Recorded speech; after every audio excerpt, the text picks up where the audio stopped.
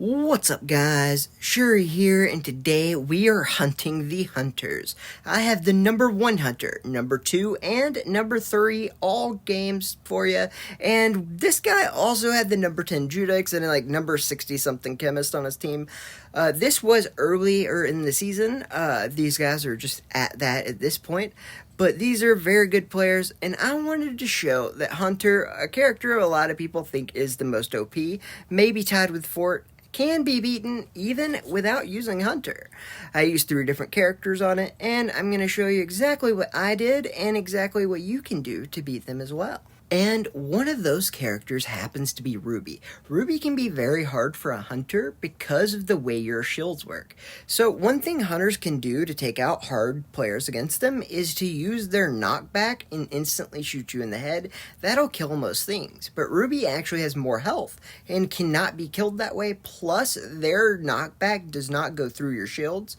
Right here, I'm going to fast forward the slow parts so we don't waste your time. But right here, I see my guys are screwed, so I go down to throw my shields into them because your shields aren't just for you. It is also for your team. Right there, the hunter does go ahead and get his stuff back, so I'm not even going to try to fight him. Right there, I do get screwed over by the Judix coming in, but it's okay. We are a Ruby. We can jump around, dance around him, and take advantage of it. We are able to get the kill, and I see my teammates are getting screwed on the bottom. I'm going to jump down, throw a little bit of a shield, give them a shot, and over here we are going to run into the stairs. And as soon as we get here, I'm going to go ahead, wait, see where they're coming. As soon as we realize, I'm going to throw that shield in, and that way my team has a little bit of advantage. All I'm doing right here is wall peeking. That is going to help me stay alive. There's no reason to just stay out there and just stay to die, because you do shoot at a very predictable pace with Ruby, and there is a time that you don't do any damage, so you might as well go back between the walls and just do it a little at a time, saving your life. Right there, we are going to use our ult. It's going to help us go ahead and get that kill. Right there, I see that I have the ult of the Iris, which means I can't die. I'm going to just go ahead, play like I can't die, because you can't. And right here, we are just going to go over. And one good thing about Iris is it has a 10% damage buff if you're in the radius of a Piebot, which is really nice. Right there, I got blinded, and apparently they killed the healer. Don't know how that happened, because couldn't see. But either way, I had moved over to where my team was, because you want to play as a team. And the biggest thing is, I am here to save my team's life. I got these shields, and they don't work just for me, they work for my team too.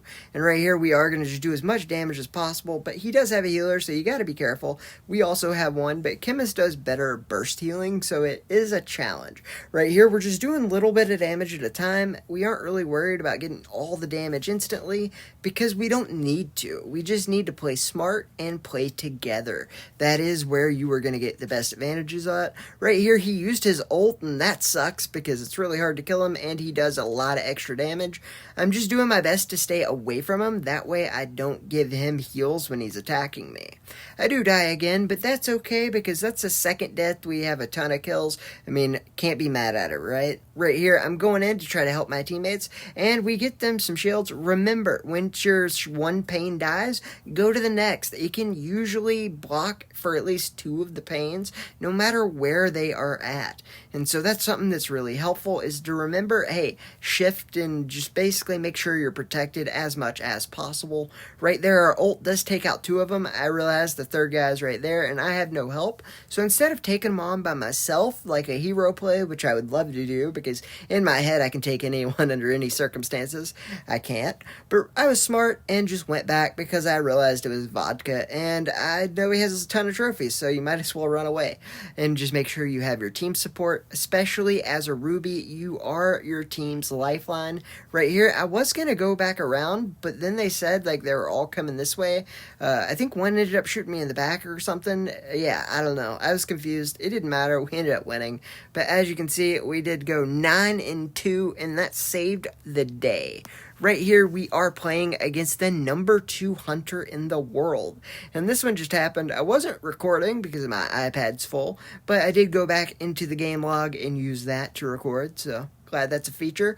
And right here, we are on defense, and as you can see, it is only 50 seconds left because we got slaughtered in the first half. It was actually really bad. Because attack on this is really unfair, you're at a super advantage. As you can see, Chainsaw's from Hawaii, so he's running in place. His internet failed, so that kind of sucks.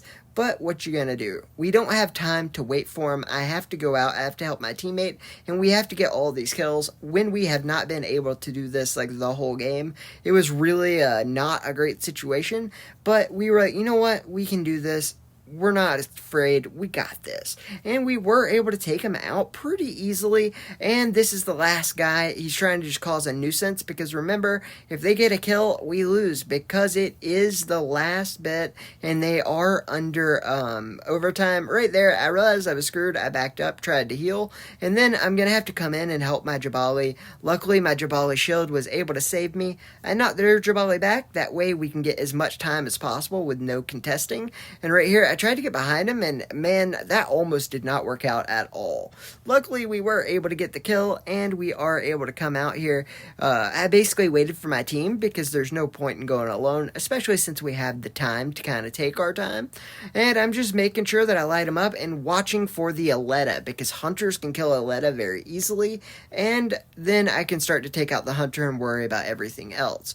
But luckily, they both hit their reflection shields. I'm going to heal and just wait for the reflection shield to go away, and I realize my teammate has my back and he can kill the Jabali, so I'm just going to go over here and try to be with the cart and make sure that I head off that Aletta as soon as it comes up. That's literally all I'm waiting for, and I do light up this guy and kill him instantly. The hunter stood no chance, and then the Aletta dies instantly as well. And right here we are just like, oh my god, the first part of this game was awful.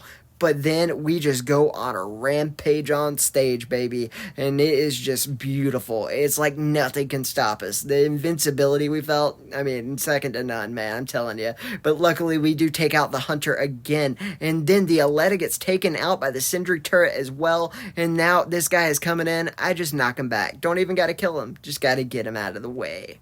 And next up is Sol Choi, and this is a free-for-all using Osus, and he is the number 3 in the world. By the way, these standings may not be right anymore because I made this video a little while ago and just haven't gotten around to putting it out because other things like the new character and things just were more important. But I do know that he's still probably top 5, so it counts. So we are going to go down here and just look for that Aletta because, I mean, that is what's important. We do end up killing the Lobula. Like, Alettas are really, like, annoying, and I always make sure that I look out for them if I know they're around me because I just don't want to get snuck up on. I mean, it is just Aletta PTSD.